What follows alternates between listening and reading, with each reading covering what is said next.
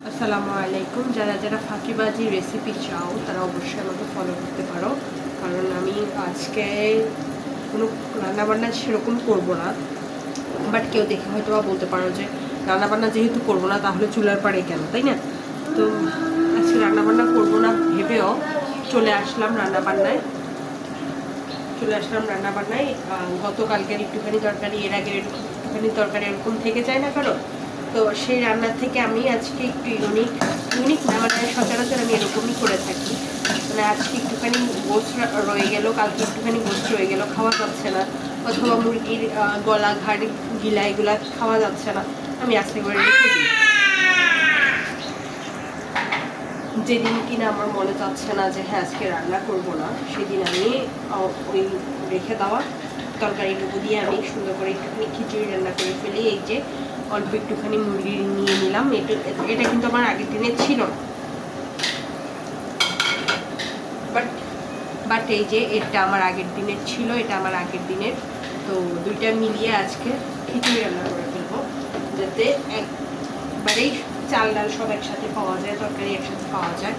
কে কে আমার মতো same technique follow করো অবশ্যই আমাকে জানাবে।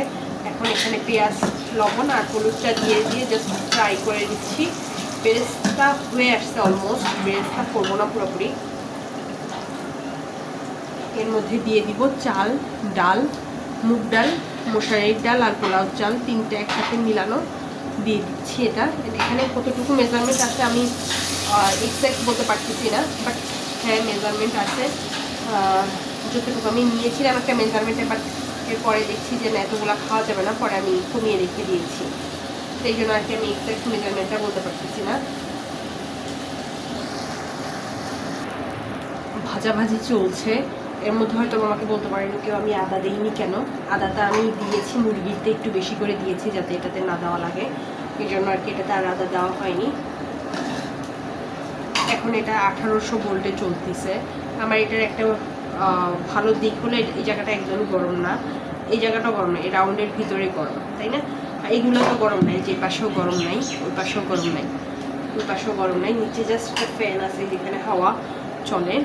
বাট এটা অনেকটা আমার খুব ভালো লেগেছে যে ইনস্ট্যান্ট যদি আমার এখানে হাত লেগে গেল মানে ছেঁকা লাগবে না আর কি, সেটার জায়গাটা অনেক সুন্দর মনে হচ্ছে। আর একটু তেল দিতে হবে, হয়তো আমি এখন তেলটা দিব না, রান্নার শেষে আমি ঘিটা দিই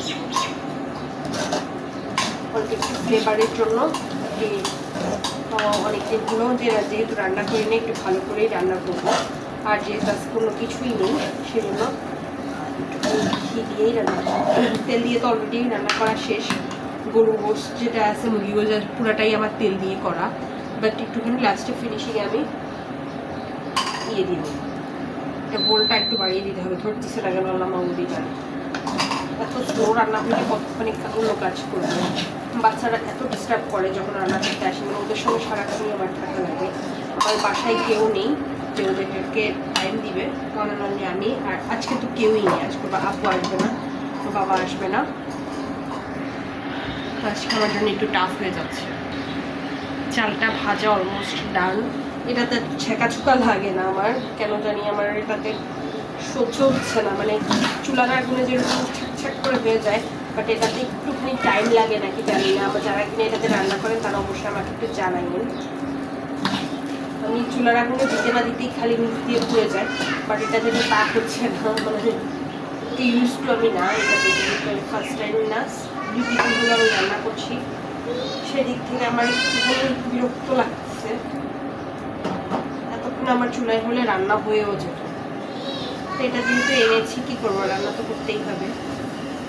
এই যে মুড়ির গোষ্ঠটা দিয়ে দিলাম, এখন চালটা দিয়ে দিচ্ছি।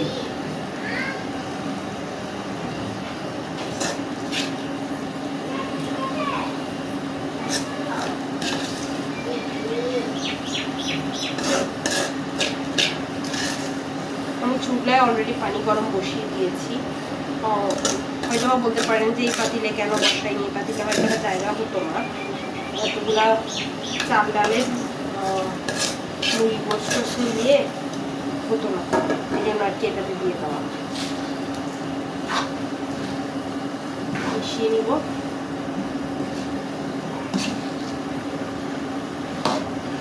এর মধ্যে গোশতটা দিয়ে দিচ্ছি।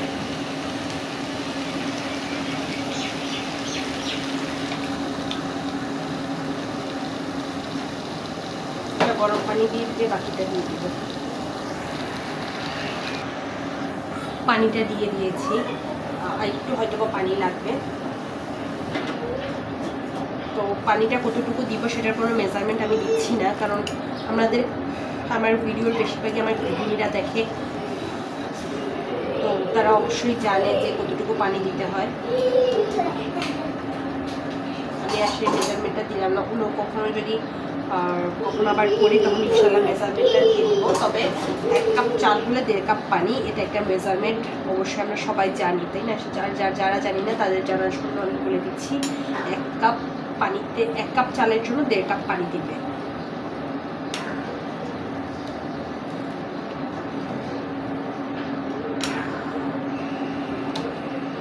ব্যাস, এটা আমি নেড়ে বসিয়ে দিয়েছি।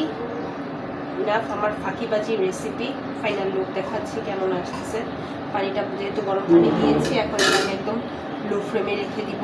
একটুখানি বলকালে, একটু বলকানোর জন্য সময় দিচ্ছি, তারপর বলকালে তারপর লো ফ্লেমে রেখে দিব। This is the final look. আমি অফ ক্যামেরায় একটুখানি নেড়ে দিয়েছিলাম, সুন্দর ছোটছোড়া হয়ে গেছে। আমি এখন এটাকে 600-তে রেখেছি, সুন্দর মতো হয়ে গেছে। আলহামদুলিল্লাহ ডান। সবাই আমাকে একটু ফলো করে দিবেন, আমার সাথেই থাকবেন। কে কোথা থেকে দেখছেন অবশ্যই জানিয়ে যাবেন। এর মধ্যে একটুখানি ঘি দিয়ে দিব। তা আমি এই যে মিল্কভিটার ঘিটা আমি ইউজ করব। এটা আমি যেহেতু পেয়ে থাকি, সারা বছর পাই না, শুধু ঈদে একবার পাই।